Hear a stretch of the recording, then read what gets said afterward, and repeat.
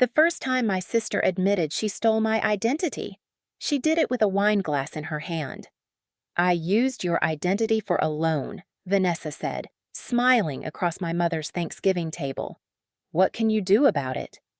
The fork in my father's hand stopped above his plate. Then Mom laughed. "Jasmine can't even afford a lawyer." The room smelled like roasted chicken, cinnamon candles, and quiet cruelty. Nobody looked at me long enough to notice my hand under the table. I sent one text: "Initiate fraud investigation," and outside, black government cars began turning onto our street. People always think quiet women are either shy or weak. I learned early that I was neither. I was just the kind of person who listened before I spoke, the kind who noticed when my mother's smile tightened, the kind who remembered which bills sat unopened near the fruit bowl, the kind who could hear a lie in the pause before someone answered. My family never knew what to do with that. To them, I was Jasmine Avery, 36 years old, pretty enough to be complimented at church, but apparently not impressive enough to be bragged about at dinner. I wore plain blazers, drove a 7-year-old sedan, rented a small apartment with clean white curtains, and told people I worked in financial investigations. That was all they heard: financial, paperwork. Boring. My sister Vanessa, on the other hand, knew how to make noise. She arrived everywhere like a headline. Red lipstick, gold bracelet, perfume that reached the room before she did, a new designer bag hooked over one arm, keys to a glossy SUV flashing between her fingers.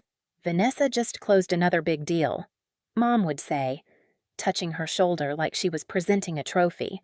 Dad would nod with that proud little smile he never seemed to waste on me. That's what ambition looks like. I would sit at the far end of the dining table, near the old family photos, cutting my chicken into pieces small enough to swallow past the lump in my throat. The photo wall was the worst part. There we were, year after year, framed under polished glass. Vanessa in the center, always laughing, always leaning into Mom. Dad's arm around her shoulders, me standing at the edge, one hand folded over the other, smiling like I had been invited late.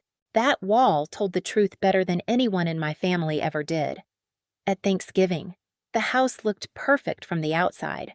Warm porch lights, pumpkins by the steps, the smell of roasted chicken, sweet potatoes, cinnamon candles, and Mom's apple pie drifting through the hallway, the kind of home that made strangers think love lived easily there. But love in our house had a ranking system. Vanessa got admiration. I got polite concern. "You still at that office?" Dad asked as I helped Mom set out the silverware, before I could answer. Vanessa laughed from the doorway. "Of course she is. Jasmine likes safe little jobs. No risk, no reward." Mom gave me a soft, embarrassed look. "She's practical," she said, like she was apologizing for me. I placed the last fork beside Vanessa's plate, and for the first time that night, I noticed her hands were shaking. 6 weeks before Thanksgiving, a white envelope showed up in my mailbox with my full name printed across the front. Not Jasmine Avery. Jasmine Marie Avery, the name only family used on old tax forms, school paperwork, and emergency contact sheets. I opened it standing barefoot in my kitchen, the tile cold under my feet, a mug of coffee cooling beside the sink. At first, I thought it was junk mail. Then I saw the balance, a personal loan, $90,000. My hands went still. I read the page 3 times, waiting for the numbers to rearrange themselves into something less impossible. They didn't. The payment was late. A second notice had already been sent. If it wasn't handled, it would hit my credit hard. But I had never applied for a loan. I had never signed those papers, and I had never received $1 of that money. At work, I had seen people cry over stolen identities. I had seen elderly couples lose retirement savings because someone they trusted knew where the documents were kept. I had seen sisters forge sisters, sons drain mothers, nephews open cards in the names of dying uncles. Still, when it happened to me, my first instinct was denial, not my family, not Vanessa, but the details kept pointing home. The old address from my parents' house, my childhood security question, a signature close enough to fool a bank scanner, but not close enough to fool me. Then came another bill, then a payment notice, then a record showing the money had moved into an investment account connected to Vanessa's business. I sat alone at my kitchen table that night, the hum of the refrigerator filling the room, and stared at the papers until the letters blurred. I wanted to call her. I wanted to scream. Instead, I called the only person who would tell me the truth without dressing it up, Daniel Mercer. By the time Thanksgiving arrived, I already knew more than Vanessa thought I did, but I didn't know how bold she had become until she walked into my parents' dining room wearing a cream-colored coat and carrying a handbag that cost more than my rent. Mom kissed her cheek. Dad poured her wine. Vanessa set her bag on the empty chair beside her like it deserved a place at the table. "So," Dad said, "after Grace, your mother and I have been reviewing some estate plans. Nothing urgent. Just making sure things are fair." Vanessa's smile changed. Fair was never her favorite word. "Well," she said, swirling her wine, "fair doesn't always mean equal. Some people actually know how to build something." Her eyes slid toward me. I kept my face calm. She leaned back, enjoying the room. "Honestly, Jasmine should thank me. I used her identity for a loan and actually put it to work." The table went silent. My mother blinked. Dad lowered his fork. I asked one question. "You used my information without my permission." Vanessa laughed. "Don't be dramatic. I made the payments, not all of them." Her smile twitched. "What can you do about it?" Before I could answer, Mom let out a nervous little laugh. "Jasmine can't even afford a lawyer." That was when I understood. This wasn't a mistake. It was a plan. I didn't answer my mother at the table. That was the old Jasmine in me. The little girl at the edge of every family photo, trained to swallow the first sentence because no one wanted to hear it. But silence is not surrender when you know exactly what you're doing. 3 weeks earlier, after the second late notice arrived, I had placed every page on my kitchen table in careful rows. Bills on the left, payment records in the middle, loan papers on the right. My coffee went cold beside them while the winter light turned gray against the curtains. I found the fake signature first. It looked like mine if you had only seen my name on a birthday card, but the J was too narrow. The Y curled the wrong way. The pressure changed halfway through, like whoever signed it was copying instead of writing. Then I found the transfer. The money had not gone to me. It had not gone to a shared family expense. It had not gone to a medical bill, a mortgage emergency, or anything Vanessa could dress up as love. It had gone into her investment account. The next morning, I did what my family never expected me to do. I followed procedure. I reported the conflict because Vanessa was my sister. I gave the file to Daniel Mercer, an investigator outside my chain of command, and I told him one thing: I won't touch the case, but I won't bury it either. Daniel looked over the papers with the kind of quiet that made the room feel smaller. "This is not a misunderstanding, Jasmine, I know. And if there are missed payments, you need to protect your credit now." So I froze what I could freeze, flagged what I could flag, saved every bill, every notice, every message.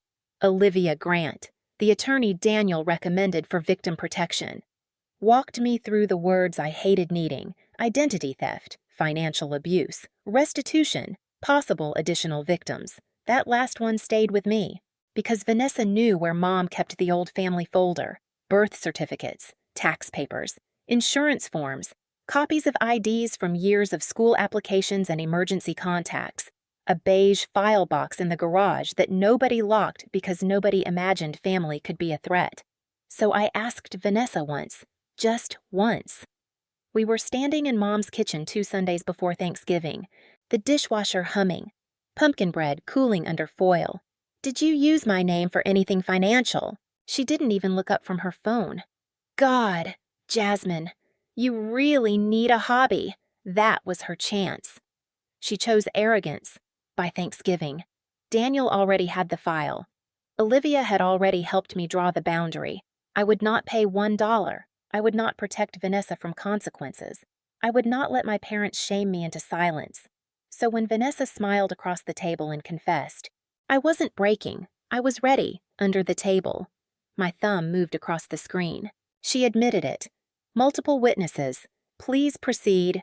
Vanessa stared at my phone like it had insulted her. "Who are you texting?" she asked. I placed the phone face down beside my plate. "Someone who already knows about the loan." The room changed, not loudly, not all at once. It changed the way weather changes before a storm. Dad's shoulders stiffened. Aunt Linda stopped reaching for the rolls. Mom's smile stayed on her face, but it looked painted there now. Vanessa gave a sharp little laugh. "Oh, please, are we doing one of your paperwork speeches now?" I reached into my purse and took out the folder. It was thin, plain. Nothing dramatic, no red stamps, no giant labels. Just paper. The kind people ignore until it has their name on it. I laid the first bill on the table. $90,000, I said, taken out in my name. Vanessa rolled her eyes. "I told you I was handling it." I placed the second page beside it. First late payment, then the third. Second late payment, then another. Third notice, Dad whispered. "Vanessa." She turned on him fast. "I said I was handling it." "No," I said. "You were hiding it." Her eyes snapped back to me.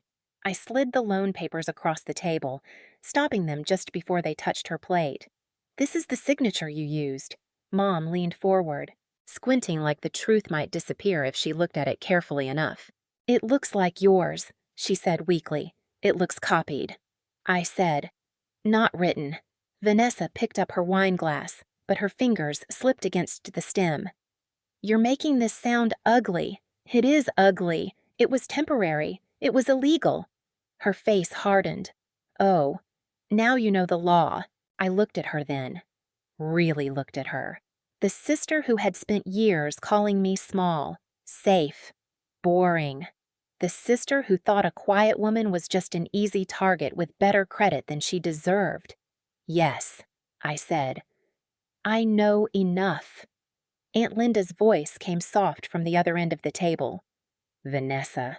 "Did Jasmine sign those papers?" Vanessa said nothing. Uncle Paul reached for one of the pages, and I saw his face shift. Confusion first, then fear. "Why is my name here?" he asked. Nobody breathed. I turned another page. "Because the loan wasn't the only account we found." Mom put her hand over her mouth. Dad stood halfway up, then sat down again like his knees had forgotten what to do. Vanessa pushed back from the table. "You had no right digging through my life. You used my identity," I said. "You brought my life into yours. That money was for investments. It was for your image." Her mouth opened. I kept going. "The SUV, the handbags, the dinners, the posts. The version of yourself you needed everyone to believe. That is not true. Then why did the money move into your account?" Her eyes flicked to the window. That tiny movement told everyone more than her mouth ever could. Outside, headlights rolled slowly across the curtains. One pair, then another, then a third. Vanessa turned toward the glass. "What is that?" I didn't answer. A car door closed outside. Then another. Low voices moved across the porch. The doorbell rang, clean and sharp, cutting through the smell of chicken and cinnamon like a blade. Dad looked at me. "Jasmine." I stood. 3 weeks ago, I reported the fraud. Because Vanessa is my sister, I removed myself from the case. Daniel Mercer is handling it independently. Mom's face crumpled. "You called investigators on your own sister?" "No," I said. "I reported a crime committed against me." The door opened behind us. Daniel stepped in with 2 others. Calm, professional, carrying folders instead of anger. Vanessa's confidence finally broke. "Jasmine," she said, and for the first time all night, my name came out small. "Tell them this is family." I looked at the bills spread across the Thanksgiving table. "It was family when you had my trust," I said.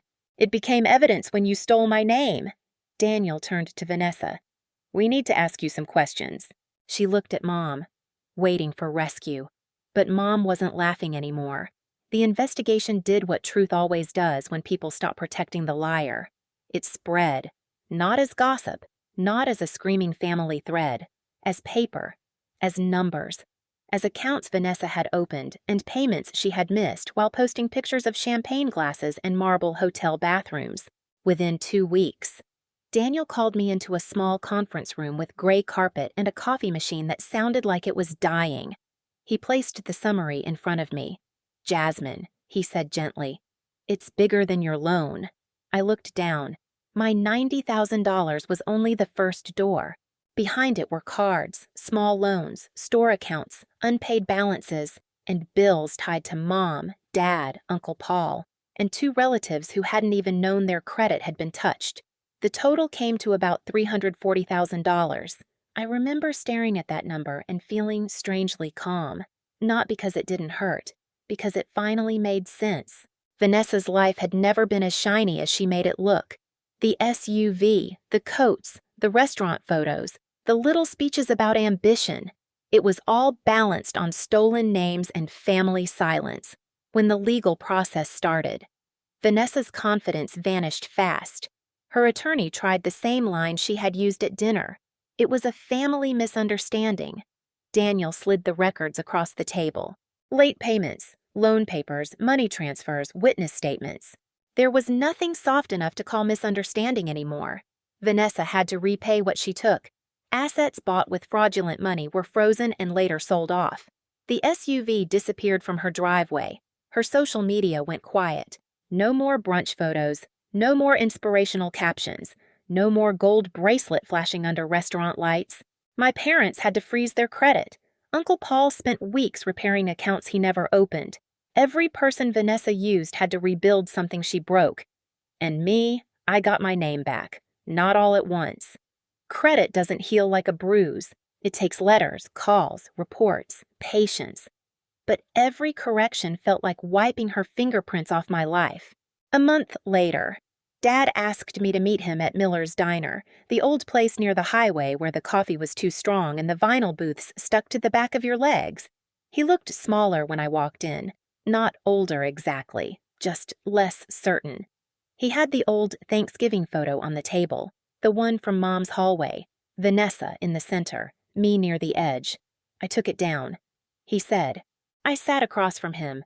The waitress poured coffee between us. The sound was quiet, almost kind. Dad touched the frame with one finger. "I saw her clearly," he whispered. "And somehow, I missed you. For a long time." I didn't answer. Then I said, "I know. I used to think being pushed to the edge of the family picture meant I didn't matter. Now I know better. Sometimes the person at the edge sees the whole frame. Vanessa didn't lose everything because I wanted revenge. She lost it because she believed love meant access. Access to my name, my credit, my silence, my fear. But love without respect is just control with a softer voice. I still don't know if my family will ever heal the way people expect families to heal. Maybe some cracks stay visible. Maybe they should. Because now, when I look at that old photo, I don't see the forgotten daughter anymore. I see the woman who finally stepped out of the frame. If you've ever had to protect yourself from someone who called it love, share your story in the comments and subscribe so you don't miss the next one.